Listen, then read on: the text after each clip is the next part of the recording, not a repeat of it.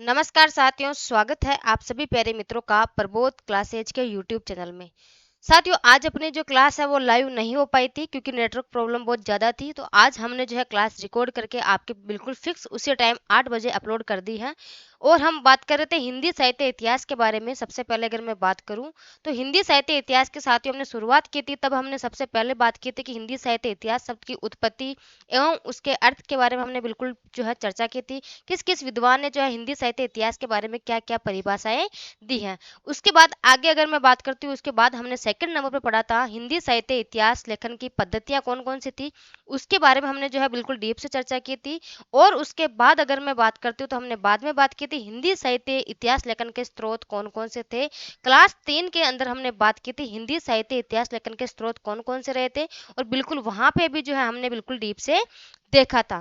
Class 4 की अगर मैं बात करूं, क्लास 4 के अंदर हमने जो है हिंदी साहित्य इतिहास लेखन की परंपरा के बारे में बात की थी। और हम पढ़ रहे थे उसमें 10 कवि, जिसमें से सबसे पहले हमने एक कवि को पढ़ लिया था, गारसा दत्तात्रेय को बिल्कुल कंप्लीट कर लिया था। और आज की क्लास में जो है हम बिल्कुल जो है लगभग आपके 2 से 3 कवियों को पढ़ने वाले हैं, जिसमें आपके जॉर्ज अब्राहम ग्रेसन हो गए, आपके मिस्र बंधु हो गए, और आपके अगर मैं बात करती हूँ तो साथियों शिव सिंह सेंगर हो गए। इनको जो हम आज की क्लास में पढ़ने वाले हैं। और जो लोग बिल्कुल नए जुड़े हैं हमारे यूट्यूब चैनल पे, तो बिल्कुल साथियों चैनल को सब्सक्राइब करके रख ले, क्योंकि हम हिंदी साहित्य इतिहास को बिल्कुल इसी प्रकार डीप से पढ़ने वाले हैं। तो आपको पता है कि जहाँ डीपली कंटेंट मिलता है तो आपको बिल्कुल वहां से पढ़ना चाहिए, है ना। शुरुआत करते हैं हम अपनी कक्षा का। बिल्कुल सही दिख रहा होगा, आशा करती हूँ कि आप सब लोग जो है पढ़ने के लिए आराम से पढ़ भी रहे होंगे, है ना। ठीक है, सबको दिख रहा है अच्छे से।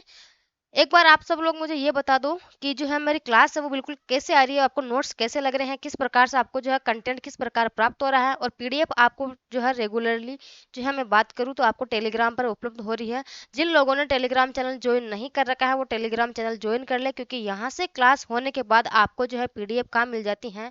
हमारा टेलीग्राम चैनल है प्रबोध क्लासेज के नाम से, वहाँ आपको जो है इसकी पीडीएफ मिल जाती है।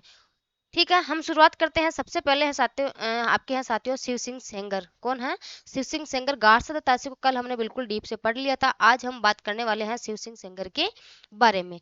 इनकी जो रचना पुस्तक कौन सी है साथियों? शिव सिंह सरोज है। कौन सी है? शिव सिंह सरोज है।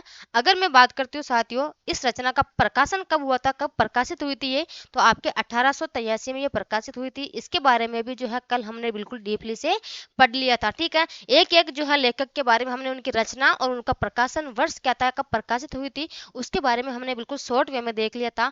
और कल हमने जो है गारसा दत्तात्रेय को कंप्लीट किया था। आज हम करने वाले हैं साथियों आपके कौन? बिल्कुल शिव सिंह सेंगर, शिव सिंह सरोज को, है ना।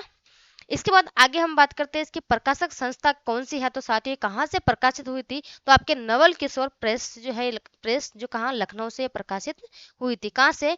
नवल किशोर प्रेस से। और कहाँ से? लखनऊ से ये प्रकाशित हुई थी। ठीक है, इसके बाद आगे हम बात करते हैं इसकी पद्धति कौन सी है। तो साथियों वर्णानुक्रम इसकी पद्धति है। कौन सी पद्धति है? वर्णानुक्रम। हमने बात की थी सबसे पहले इतिहास लेखन की पद्धतियों के बारे में, तब मैंने आपको बिल्कुल डीप से बताया था कि वर्णानुक्रम पद्धति किस प्रकार होती है। अगर मैं बात करती हूँ वर्ण क्रम के आधार पर, जैसे आपके सबसे पहले कबीर आएंगे, फिर आपके सूरदास आएंगे, ऐसे आपको जैसे सबसे पहले कै ख ग ग अइया। ठीक है, इस प्रकार से आपको जो है वर्ण क्रम के आधार पर देखना कि सबसे पहले आपके किस कवि का नाम क्या आता है। वर्ण क्रम के आधार पर जो है इस पद्धति का जो है प्रयोग किया गया है। इसके बाद अगर आगे मैं बात करती हूँ साथियों इसमें कुल कवि कितने हैं, तो आपके 1003 है। यानी कि लगभग 1000 कवियों का जो है वर्णन इसके अंदर विस्तृत दिया हुआ है। और ये प्रश्न जो है आपके बिल्कुल शिव सिंह सेंगर साथियों प्रकाशन वर्ष काफी बार पूछा गया है, आपको ध्यान रखना है। जैसे कि आपको मैं जो है सबसे अंत में हम जो कंटेंट पढ़ने के बाद अगर मैं बात करती हूँ तो सबसे अंत में हम पढ़ने वाले हैं आपके इनके प्रश्न जो पहले एग्जाम में पूछे गए हैं, किस प्रकार से आपके प्रश्न कहाँ कहाँ पूछे गए ये देख सकते हो आप। तो बिल्कुल पहले हम कंटेंट को जो है कंप्लीट पढ़ लेते हैं, उसके बाद हम जो है इनके प्रश्न भी देखेंगे। इस प्रकार से आप देख सकते हो ना। तो आप बिल्कुल अंत तक हमारे साथ बने रहना, क्लास जब तक जो है आपके रेगुलर चलती रहे। ठीक है, ये प्रश्न पहले पूछा गया था। और अगर मैं बात करती हूँ इसकी पद्धति, तो बिल्कुल वर्णानुक्रम पद्धति, ये भी मोस्ट आपके पहले पूछा गया है। और आपके कुल कवि कितने हैं, तो आपके 1003 यानी कि लगभग 1000 कवियों का वर्णन इसके अंदर विस्तृत है। ये 3 प्रसाद जो प्रश्न है ये आपके यहाँ से पहले पूछे गए हैं। इसके बाद आगे हम बात करते हैं इसकी विशेष तथ्य क्या है साथियों। तो ये इतिहास ग्रंथ जो है आपके कालिदास त्रिवेदी की रचना कौन सी है? कालिदास त्रिवेदी की रचना, सॉरी आपके कालिदास त्रिवेदी रचना किसकी? आपके कालिदास हजारा की है। इसके आधार पर आपके ये लिखा गया था। कौन सा? आपके शिव सिंह सेंगर, शिव सिंह सरोज का ग्रंथ। ठीक है। इसके बाद अगर आगे हम बात करते हैं, इसके काल विभाजन का कोई प्रयास नहीं किया गया था और शिव सिंह सेंगर ने पुष्य या फिर आपके पुंड कवि या फिर पुंडर को हिंदी का प्रथम कवि मानते हैं। कौन? आपके शिव सिंह सेंगर जो है साथियों आपके पुष्य या फिर आपके पुंड या फिर आपके पुंडर कवि को जो है हिंदी का प्रथम कवि मानते हैं। ठीक है, बिल्कुल ये प्रश्न भी जो है आपको पहले पूछा गया था और ये किसके आधार पर लिखा गया था? तो आपके कालिदास त्रिवेदी जो कि आपके कालिदास हजारा की रचना है, इसके आधार पर आपके लिखा गया था। ये दो प्रश्न भी आपके जो है पहले एग्जाम में पूछे गए हैं। पुराने पेपर उठा के देखना, आपको पता लगेगा कि कहाँ कहाँ से आपके जो है प्रश्न पूछे गए हैं। मैं आपको वहां तक बताती हूँ जहां तक आपको प्रश्न पहले देख के आती हूँ कि पुराने एग्जाम में कहाँ। हो सकता है मैं सारे प्रश्न आपको यहाँ सोल्व नहीं करा सकती, हर प्रश्न का आपको प्रूफ नहीं दे सकती यहाँ पे, लेकिन मैंने पुराने प्रश्न देखे हैं तो आपको जहां जहां से प्रश्न पूछा गया है मैं वहां पे आपको बिल्कुल मोस्ट लगवा रही हूँ। ठीक है। इसके बाद अगर आगे हम बात करते हैं, आचार्य रामचंद्र शुक्ल जी इसे हिंदी साहित्य इतिहास ग्रंथ नहीं मानते। क्या मानते हैं इसको? आचार्य रामचंद्र शुक्ल जी जो है आपके शिव सिंह सेंगर का शिव सिंह सरोज ग्रंथ है, इसको इतिहास ग्रंथ जो है आपके नहीं मानते हैं। और अगर हम बात करते हैं आचार्य रामचंद्र शुक्ल जी इसे व्रत संग्रह मानते हैं। इन्होंने क्या कहा था? इसको व्रत संग्रह कहा था। अब आप लोग मुझे ये कमेंट करके बताएंगे कि कवि व्रत संग्रह जो है आचार्य रामचंद्र शुक्ल जी ने किसकी रचना को या फिर किसके जो है ग्रंथ को कहा था? कवि व्रत संग्रह जो है आपके किसके ग्रंथ को कहा था? आचार्य रामचंद्र शुक्ल जी ने। ये आप मुझे जरूर, आपको सबको जो है आपको जिस भी भगवान को मानते हो, ठीक है, उसकी कसम होगी कि आपको जो है, अगर आपने कमेंट करके नहीं बताया कि जो है ये आचार्य रामचंद्र शुक्ल जी कवि व्रत संग्रह किसको मानते हैं, ठीक है, तो बिल्कुल आप कमेंट करके मुझे बताएंगे, है ना। शिव सिंह सेंगर ने हिंदी साहित्य का आरंभ जो है साथियों विक्रम संवत 770 से माना था। कब से? विक्रम संवत 770 से माना था। किसने? शिव सिंह सेंगर ने इसका हिंदी साहित्य का आरंभ जो है साथियों विक्रम संवत 770 से माना था। ठीक है। इसके बाद आगे हम बात करते हैं, इस ग्रंथ को हिंदी साहित्य के इतिहास का प्रस्थान बिंदु भी कहा गया है। किस ग्रंथ को? आपके साथियों शिव सिंह सेंगर शिव सिंह सरोज का जो ग्रंथ है आपके, इसको हिंदी साहित्य के जो इतिहास है उसका जो आपको क्या कहा जाता है? प्रस्थान बिंदु भी कहा जाता है। ठीक है। यहाँ तक हमने बात की थी आपके किसके? शिव सिंह सेंगर जी के बारे में। आगे हम बात करते हैं आपके अगले कवि आते हैं साथियों, अगले लेखक आते हैं आपके कौन से? George Abraham Grierson. ठीक है। कौन आते हैं? जॉर्ज अब्राहम ग्रियर्सन साथियों। और अगर यहाँ हम बात करते हैं, 1 मिनट आप जो है क्लास को चालू रखना साथियों।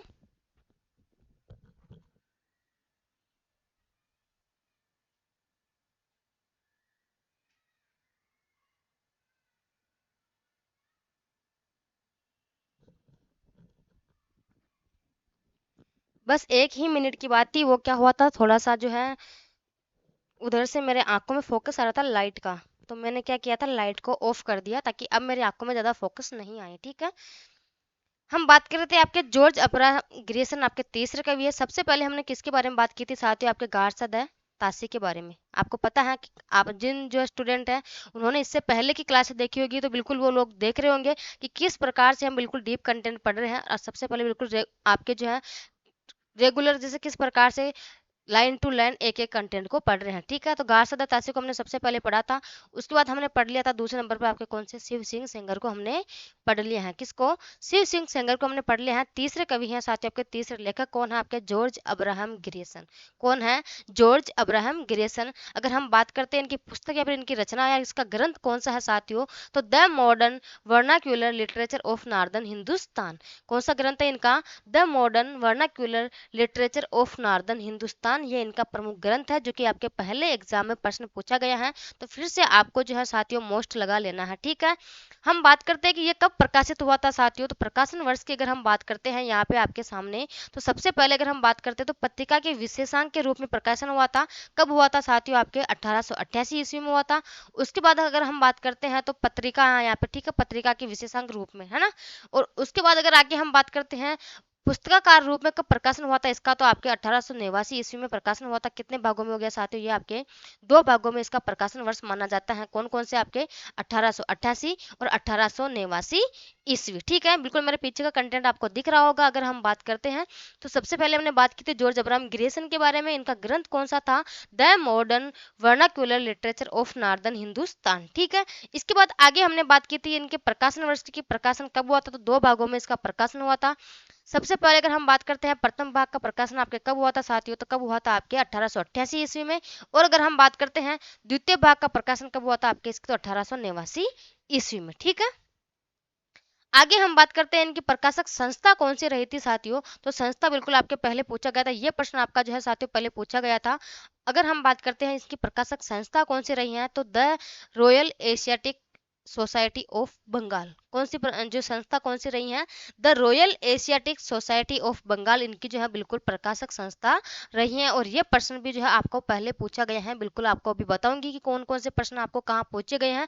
और इसके बाद अगर मैं बात करती हूँ तो जैसे ही अपना जो है कंटेंट आदिकाल तक का कंटेंट जो अपना खत्म हो जाएगा, उसके बाद आपके सामने 500 प्रश्न की एमसीक्यूज में लाने वाली हूँ। कितने प्रश्न की, 500 प्रश्न की एमसीक्यूज में आपके सामने लाने वाली हूँ साथियों। तो आपको बिल्कुल ध्यान रखना है कि बिल्कुल रेगुलर जुड़े रहना है, ताकि आप पहले कंटेंट पढ़ लो, उसके बाद आप जो है कंटेंट के आंसर भी आराम से जो है प्रश्न आएंगे आपके सामने। तो बिल्कुल आपको धड़ाधड़ आंसर देने हैं। मैं देखती हूँ कि कितने स्टूडेंट ऐसे होते हैं कि उस टाइम मुझे जब लाइव क्लास लगी प्रश्नोत्तरी की, तब मुझे जो है किस स्टूडेंट ने रेगुलर पढ़ा था और किसको कितना कंटेंट याद है, कितना मैटर याद है, वो मुझे वहां पता लगेगा कि आप कितना याद कर रहे हो। ठीक है, इसके बाद आगे हम बात करते हैं इसकी पद्धति कौन सी रही थी, तो कालानुक्रम पद्धति रही थी। और कालानुक्रम पद्धति के बारे में हमने बात किया था कि कालक्रम यानी इनके जन्म वर्ष के आधार पर कि सबसे पहले किसका जन्म हुआ था, उसके बाद किस कवि का जन्म हुआ था, तो इनके जन्म वर्ष के आधार पर जो है आपके ये पद्धति रही थी। ठीक है, इसके बाद आगे हम बात करते हैं कालानुक्रम पद्धति रचित हिंदी साहित्य का प्रथम इतिहास ग्रंथ है कौन सा, आपके जॉर्ज अब्राहम ग्रेसन का प्रथम जो है इतिहास ग्रंथ है कालानुक्रम पद्धति में रचा हुआ, आपके the modern vernacular literature of northern Hindustan, ये वाला ग्रंथ। ठीक है, बिल्कुल आपको ध्यान रखना है। ये प्रश्न आपका जो है पहले पूछा गया था, प्रकाशक संस्था कौन सी रही थी। और अगर मैं बात करती हूँ तो कालानुक्रम पद्धति में रचित हिंदी साहित्य का प्रथम इतिहास ग्रंथ कौन सा है, तो साथियों आपके ये भी प्रश्न आपके पहले पूछा गया है। ठीक है, बिल्कुल आपको डीप से ध्यान रखना है।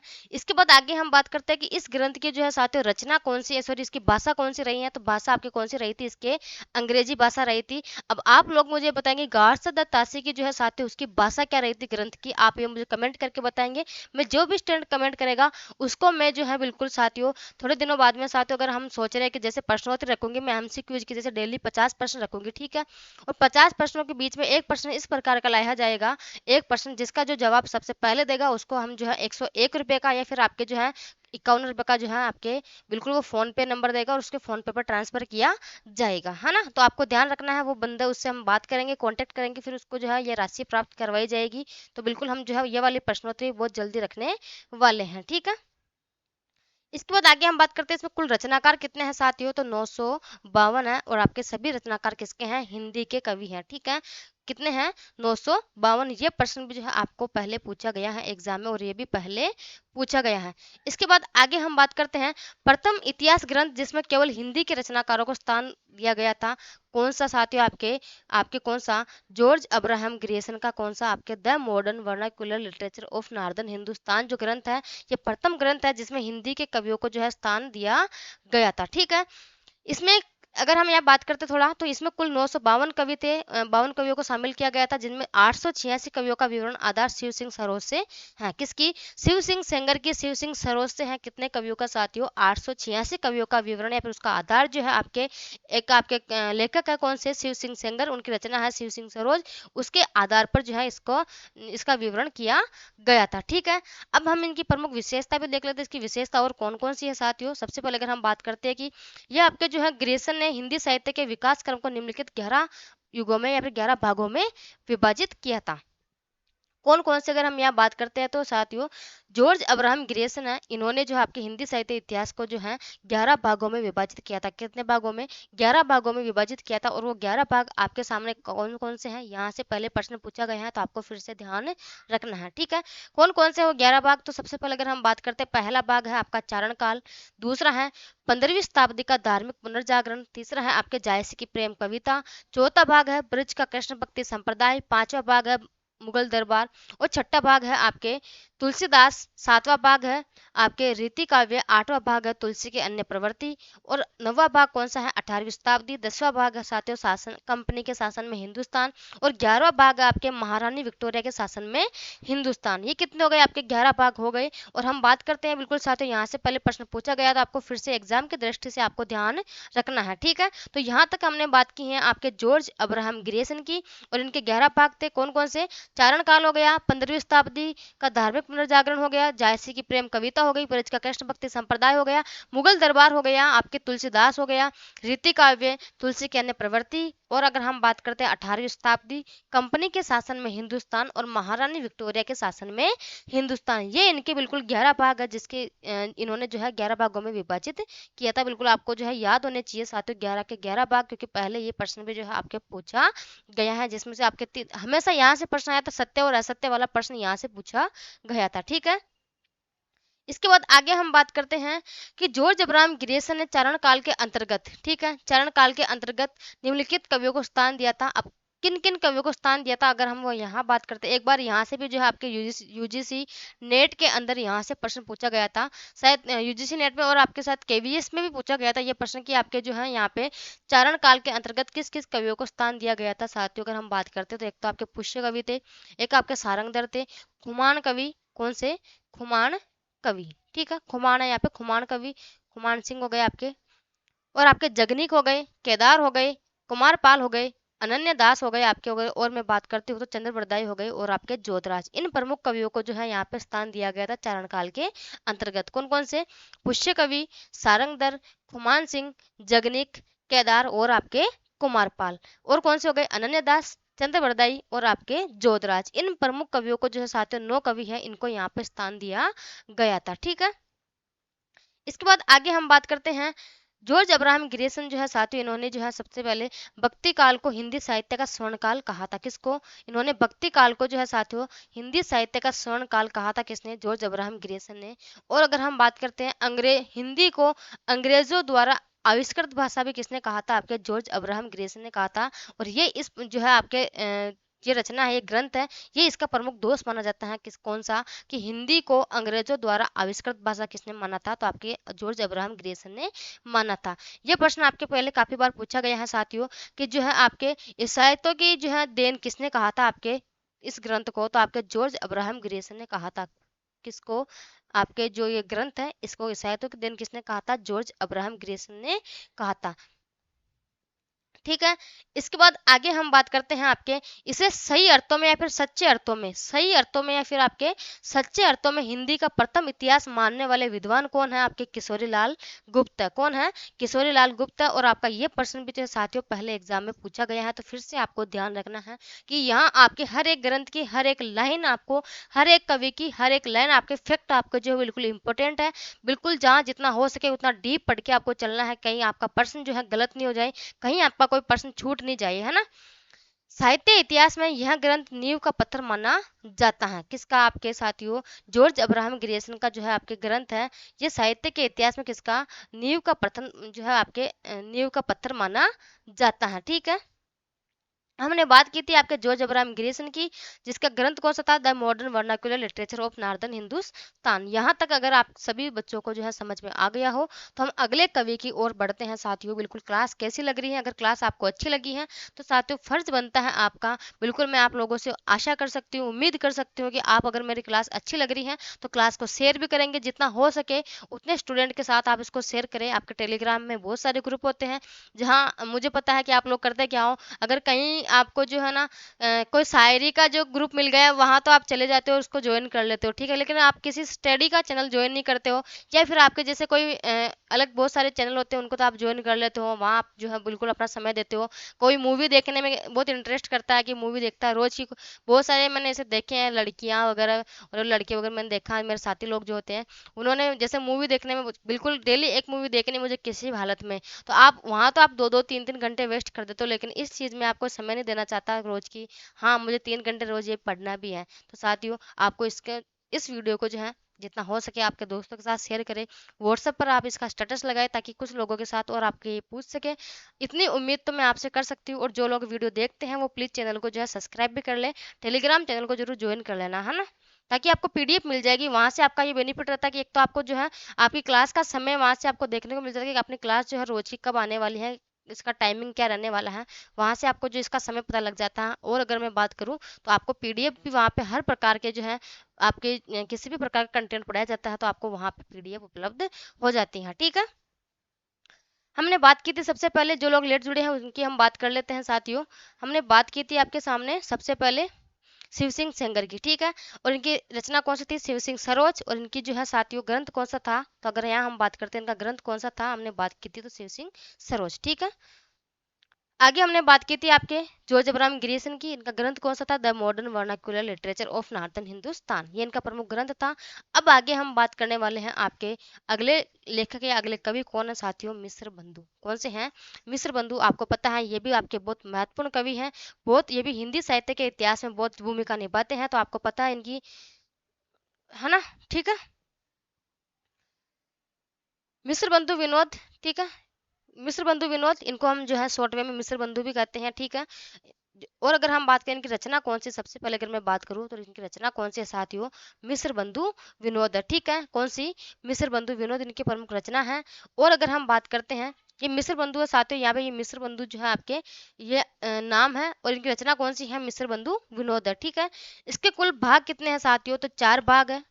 कितने भाग है, 4 भाग है। और आपको पता है कि अभी पेपर हुआ था आपका शायद किसका हुआ था, अभी थोड़े दिन पहले पेपर हुआ था, उसके अंदर ये प्रश्न पूछा गया था आपके इसमें कुल कितने भाग है, तो इसके 4 भाग है। ठीक है, प्रथम 3 भागों का प्रकाशन कब हुआ था, तो 1913 ईस्वी में। अभी यूजीसी नेट का पेपर हुआ था थोड़े दिन पहले, जो कि आपका दिसंबर वाला कैंसिल हुआ था, वो पेपर की आउट हो गया था। आपके जयपुर के अंदर आपके जो है एक जगह पड़ती है, जगह का नाम मुझे कुछ याद नहीं आ रहा, थोड़ा मुझे जगह का नाम याद नहीं आ रहा, लेकिन वहां आपके जो है पेपर आउट की समस्या आई थी, तो शायद वहां से जो है उसकी वजह से अपना जो है यहाँ पे इस पेपर को कैंसिल कर दिया गया था, है ना।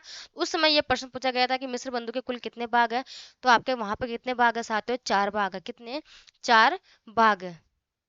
ठीक है, प्रथम 3 भाग का प्रकाशन कब हुआ था साथियों, तो 1913 ईस्वी में। और चौथे भाग का प्रकाशन कब हुआ था आपके, 1934 ईस्वी में प्रकाशित हुआ था। ठीक है, थोड़ा मेरा पेन भी काम नहीं कर रहा है, पेन अटक चुका है थोड़ा, ठीक है, चल गया, है ना।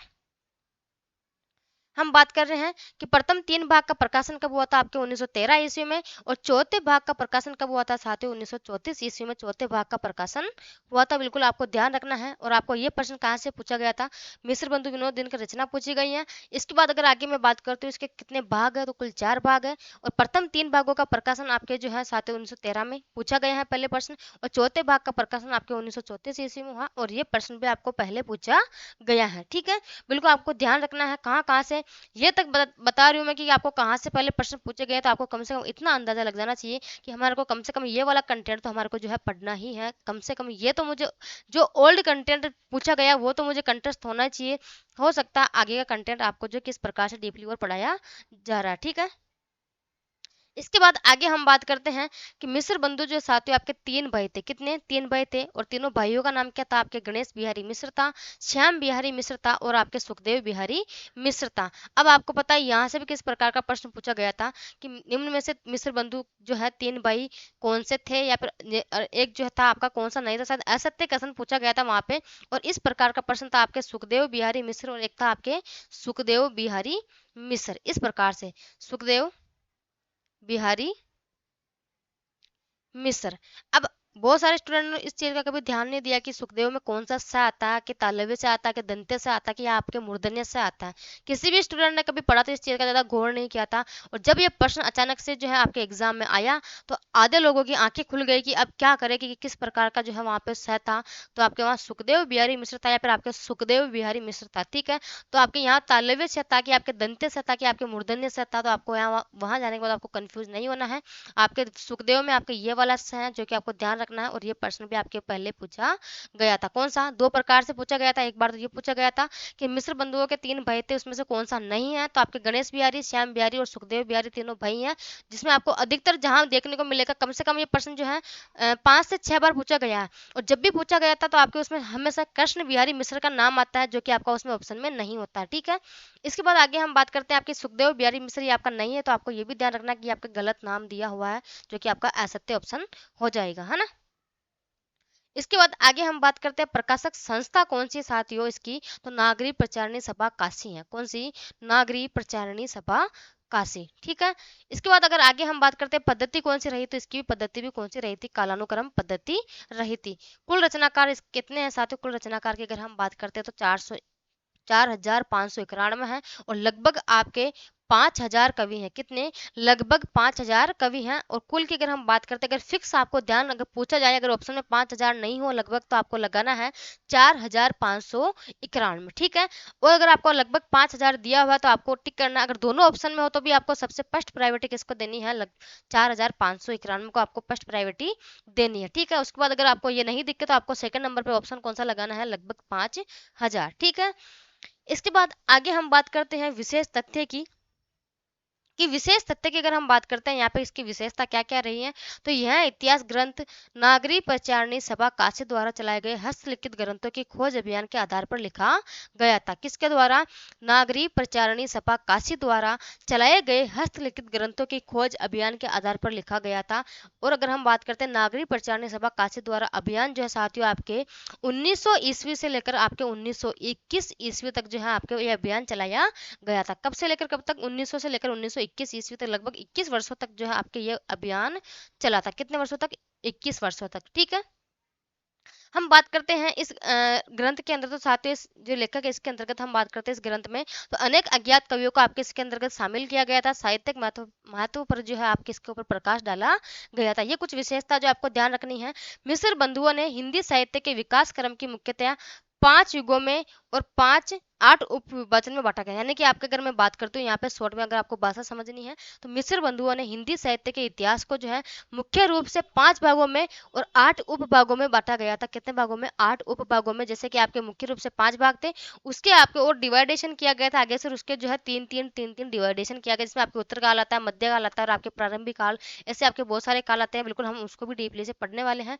इसके बाद हम आगे थोड़ा सा, जैसे आपका ये जो हिंदी साहित्य इतिहास लिखने की परंपरा खत्म होगी, उसके बाद हम पढ़ेंगे हिंदी साहित्य के इतिहास में प्रथम कवि कौन रहे थे, आदिकाल को किस नाम से जाना जाता है। फिर हम पढ़ेंगे आदिकाल की जो है आपके समय सीमा किस आलोचक ने किस प्रकार मानी है। बिल्कुल हम डीप से एक एक कंटेंट को पढ़ने वाले हैं। ठीक है, इसके बाद आगे हम बात करते हैं मिस्र बंधुओं ने साथियों जो है अगर हम बात करते हैं मिस्र बंधु जो है आपके, इन्होंने आदिकाल को क्या कहा था? प्रारंभिक काल कहा था, सॉरी आरंभिक काल कहा था। और रीति काल को क्या कहा था? अलंकृत काल कहा था। और आधुनिक काल को क्या कहा था? आपके वर्तमान काल कहा था। किसको किसको साथियों? आपके मिस्र बंधुओं ने जो है आदि काल को क्या कहा था?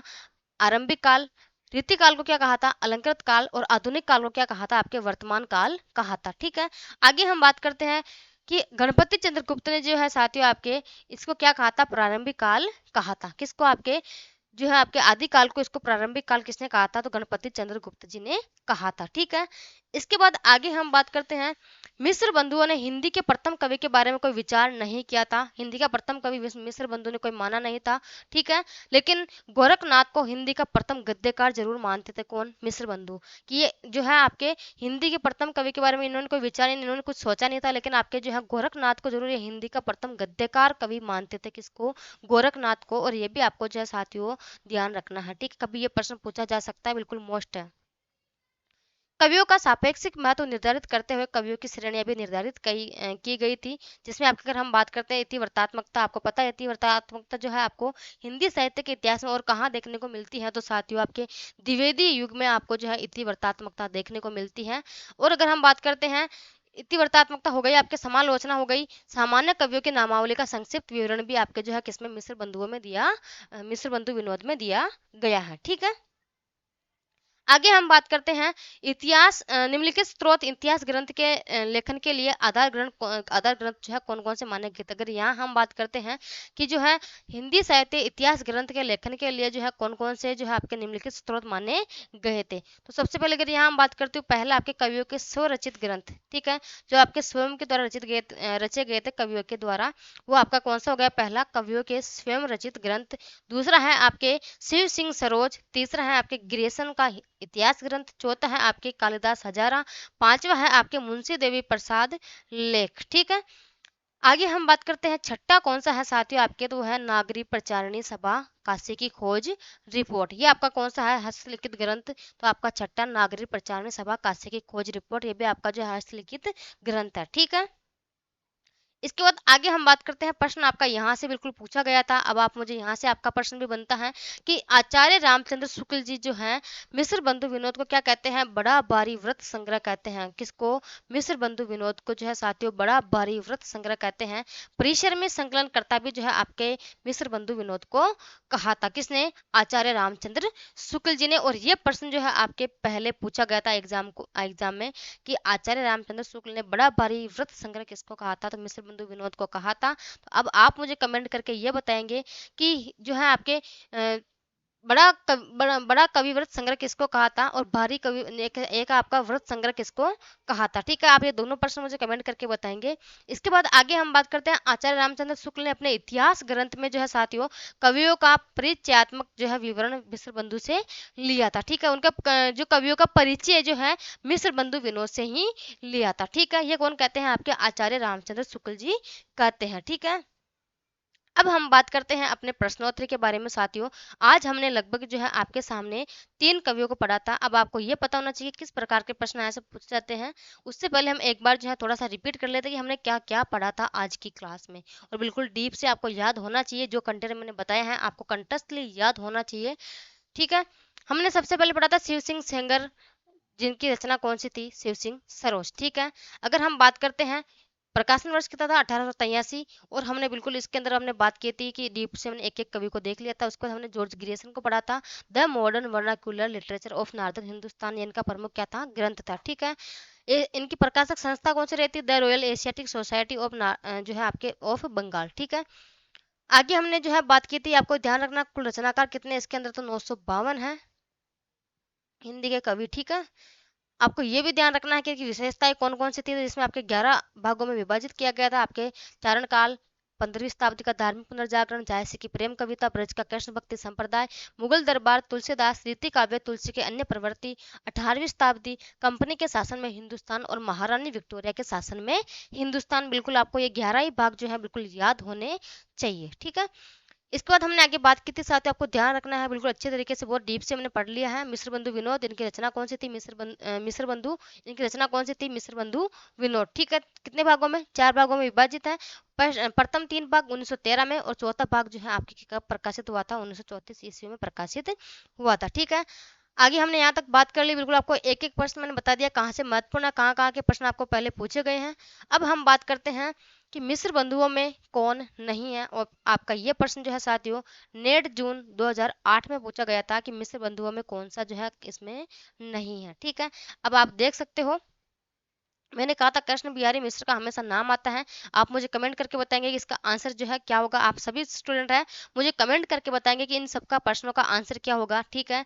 यहाँ आप बता सकते हो कि इस प्रश्न का आंसर क्या हो सकता है कि मिश्र बंधुओं में कौन नहीं है। ये 3 भाई थे, सुखदेव बिहारी मिश्र, श्याम बिहारी मिश्र और आपके गणेश बिहारी मिश्र, या फिर आपके कृष्ण बिहारी मिश्र थे या नहीं थे, आप मुझे ये कमेंट करके बताएंगे, है ना। इसके बाद अगला प्रश्न आपको पूछा गया था गार्सा द तासिन, जो कल हमने लेखक पढ़ा था उसके बारे में प्रश्न मैं कल लाना भूल गई थी, तो हो सकता मुझे जो है थोड़ा मुझे टाइम भी नहीं मिला और मैं ऐड नहीं कर पाई थी, लेकिन आज आपके सामने वो प्रश्न आ चुका है। और ये प्रश्न पूछा गया था आपको नेट दिसंबर 2012 के अंदर कि गार्सा द तासिन ने हिंदुस्तानी साहित्य का इतिहास किस भाषा में लिखा था। क्या फ्रांसीसी में लिखा था, या फिर जर्मनी में, या फिर आपके अंग्रेजी में, या फिर हिंदी भाषा में लिखा था। तो आप लोग मुझे कमेंट करके इस प्रश्न का जवाब जरूर देंगे कि गार्सा द तासिन ने हिंदुस्तानी साहित्य का इतिहास किस भाषा में लिखा था साथियों। तो आप मुझे कमेंट करके बताना, आपके प्रश्न जो है उत्तर का मुझे इंतजार रहेगा, ठीक है। आगे हम बात करते हैं अगला तीसरा प्रश्न आपके सामने कि शिव सिंह सरोज जो कि आपके शिव सिंह सेंगर की रचना है, इसका प्रकाशन वर्ष जो है आपका प्रकाशित कब हुई थी या इसका प्रकाशन वर्ष क्या है? तो आप ये भी मुझे कमेंट करके बताएंगे। ये प्रश्न पूछा गया था आपके नेट नवंबर 2017 के अंतर्गत ये प्रश्न पूछा गया था। ठीक है, बिल्कुल आपको बताना है कि ये प्रश्न जो है आपके इसका आंसर क्या होने वाला है। क्या 1862 ईस्वी है या फिर आपके 1870 ईस्वी है, 1883 ईस्वी या फिर आपके 1888 ईस्वी है? मेरे पीछे के प्रश्न आपको दिख रहे होंगे, बिल्कुल दिख रहे हैं, है ना। आगे बात करते हूँ मैं एक प्रश्न है आपके सामने जो कि इस प्रकार से दिया हुआ, पहले सॉल्यूशन मैंने कर दिया था इसका। ठीक है, तो आप देख सकते हो निम्नलिखित रचनाकारों को उनके रचनाओं को उनके रचनाकारों के साथ सम्मिलित कीजिए। जिसमें आपके हिंदी साहित्य के इतिहास की भूमिका, इसके जो है आपके रचनाकार या फिर लेखक कौन है, हजारी प्रसाद द्विवेदी है। हिंदी साहित्य का आलोचनात्मक इतिहास, ये किसने लिखा था, आपके रामकुमार वर्मा ने लिखा था। उत्तरी भारत की संत परंपरा, परशुराम चतुर्वेदी है। हालांकि हम इन सब कवियों के बारे में आगे पढ़ने वाले हैं।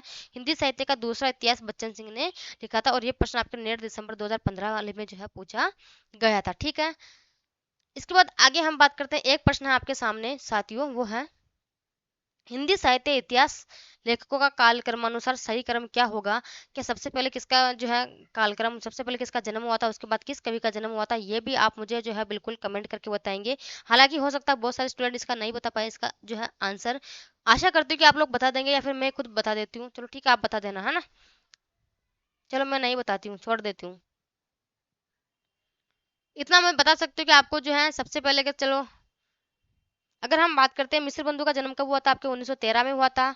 और अगर हम बात करते हैं आपके शुक्ल जी का प्रकाशन, तो आपके 1929 में हुआ था। ठीक है, और अगर आपके रामकुमार वर्मा 1938 में और आपके हजारी प्रसाद द्विवेदी 1940 में। अब आप मुझे आंसर बता देना कि इसका आंसर क्या होगा, कौन सा ऑप्शन इसका सही होने वाला है। ठीक है, एक प्रश्न आप देख सकते हो, यूजीसी नेट पेपर सेकंड आपके जून 2008 में पूछा गया था आपके, और ये प्रश्न आपके 12 में पूछा गया था। यूपीएससी डिग्री कॉलेज एग्जाम 2013 में भी ये प्रश्न आपका पूछा गया था, कौन सा, कि कौन मिश्र बंधुओं में नहीं है। तो आपके फिर से वही प्रश्न आया है, आपके देख सकते हो कृष्ण बिहारी मिश्र, जो कि आपका इसका सही आंसर हो जाएगा। ठीक है, एक प्रश्न आप देख सकते हो कि हिंदी साहित्य के इतिहास लेखन की परंपरा में मिश्र बंधुओं ने किस ग्रंथ का अपना महत्वपूर्ण योगदान दिया था? तो किस ग्रंथ का महत्वपूर्ण योगदान दिया था आपके मिश्र बंधुओं ने? तो आप बिल्कुल मुझे बता सकते हो। अभी हालांकि आपने जो है मुश्किल से 5 मिनट पहले पढ़ा होगा कि किस ग्रंथ के अंदर जो है अपना महत्वपूर्ण योगदान दिया था। यह प्रश्न आपका झारखंड पीजीटी 2018 में पूछा गया था। ठीक है, प्रश्न आप बिल्कुल देख सकते हो। एक प्रश्न आपके सामने ये रहा, बहुत ही महत्वपूर्ण प्रश्न है कि आचार्य रामचंद्र शुक्ल द्वारा रचित हिंदी साहित्य का इतिहास का प्रकाशन वर्ष क्या है? तो साथियों आप मुझे बता सकते हो 1917 ईस्वी है या फिर आपके 1918 है या फिर 1919 है या फिर आपके 1929 ईस्वी है। और ये प्रश्न आपका DSSB पीजीटी आपके 24/7 यानी 24 जुलाई 2018 में पूछा गया था। यूपी टीजीटी में आपके 2003 में पूछा गया था आपके, और ये दिल्ली में जो है आपके साथ कीवी पीजीटी 2015 में प्रश्न पूछा गया था। और इसका आंसर भी आप मुझे कमेंट करके बताएंगे कि इसका आंसर क्या हो जाएगा। ठीक है, लगभग 10-12 प्रश्न आपके सामने, ज्यादा नहीं लाई मैं क्योंकि फिर समय वेस्ट होता है ज्यादा प्रश्नों से। ठीक है, कुछ प्रश्न लेके आई हूँ, बाकी एक्स्ट्रा प्रश्न जो भी है पुराने एग्जाम में आए हैं वो हम, और जो है टॉपिक खत्म होने के बाद हम बिल्कुल पास, लगभग 500 प्रश्न जो हम बिल्कुल एमसीक्यूज के माध्यम से करने वाले हैं। ठीक है, प्रश्न आपके सामने, हिंदी साहित्य के संदर्भ में गार्सा दत्तासी का किस रूप में उल्लेख किया जाता है? ठीक है, आपके जो गार्सा दत्तासी थे वो आपके काव्यकार थे या फिर आपके निबंधकार थे या फिर आपके समालोचक थे या फिर आपके इतिहासकार थे। और हमने सबसे पहले जब कल की क्लास में पढ़ा था तब हमने सबसे पहले यही पढ़ा था कि आपके इतिहासकार गार्सा दत्तासी, यही पढ़ा था ना। तो क्या थे आपके इतिहासकार थे। ये प्रश्न आपका MP असिस्टेंट प्रोफेसर हिंदी 2017 में पूछा गया था। बिल्कुल आप प्रूफ देख सकते हो एक एक प्रश्न का। ठीक है, इसके बाद आगे हम बात करते हैं, ये प्रश्न आपके सामने कितना महत्वपूर्ण आप देख सकते हो। यूपी टीजीटी 2002 में, यूपी पीजीटी 2002 में पूछा गया था। ठीक है, दोनों दोनों जो है आपके उसी साल टीजीटी और पीजीटी में दोनों में सेम प्रश्न आ गया था। यूजीसी नेट सेकंड पेपर आपके 2018 में पूछा गया था और केवीएस पीजीटी में आपके जो है 2014 में प्रश्न पूछा गया था। कौन सा प्रश्न था? हिंदी साहित्य के इतिहास लेखन की परंपरा का सूत्रपात किसने किया था? तो किसने किया था साथियों, आप मुझे बता सकते हैं कि जब मैंने पढ़ाया था कल की पीपीटी में जब पढ़ाया था तब आपके जो है मैंने वो वर्ण वो बताया था आपके जो है सबसे पहले कौन से कवि, आपके 10 कवियों का मैंने वर्ण किया था। उसके जस्ट आपके नीचे 2 लाइन लिखी हुई है जिसमें मैंने ये चीज लिखी हुई मेरे कि हिंदी साहित्य इतिहास लेखन की परंपरा का सबसे पहले सूत्रपात करने वाले आपके कौन थे? तो गार्सा दत्तासी थे। आप बिल्कुल हर एक प्रश्न आप मेरे नोट्स में से देख सकते हो। अगर आपका कोई प्रश्न बाहर जाता है तो मैं हर बार आपको यही सजेस्ट करती हूँ कि उस प्रश्न को, जैसे आपको कभी एग्जाम में कोई प्रश्न बाई दफा कहीं बाहर से दिखता है, उस कंटेंट को अपने नोट्स के अंदर ऐड कर लो और आप बिल्कुल अपनी तैयारी को जो है बिल्कुल लगाम दो, है ना। देख सकते हो प्रश्न आपको मेरे पीछे का प्रश्न हो सकता है नहीं दिखे हो कुछ थोड़े बहुत, सॉरी। ठीक है।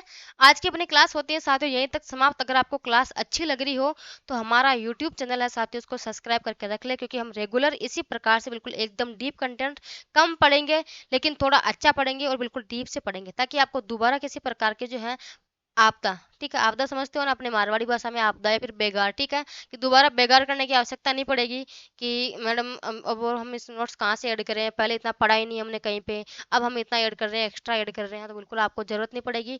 पीडीएफ आपको बिल्कुल साफ समझ ये सब आपको जो है टिक लगे हुए नहीं मिलती है, बिल्कुल आपको फ्रेश पीडीएफ आपको टेलीग्राम चैनल पे मिल जाती हैं। आप वहाँ से डाउनलोड करके और उसकी प्रिंट निकलवाओ और आराम से घर बैठे अच्छे से अपनी तैयारी करो, ठीक है साथियों, है ना।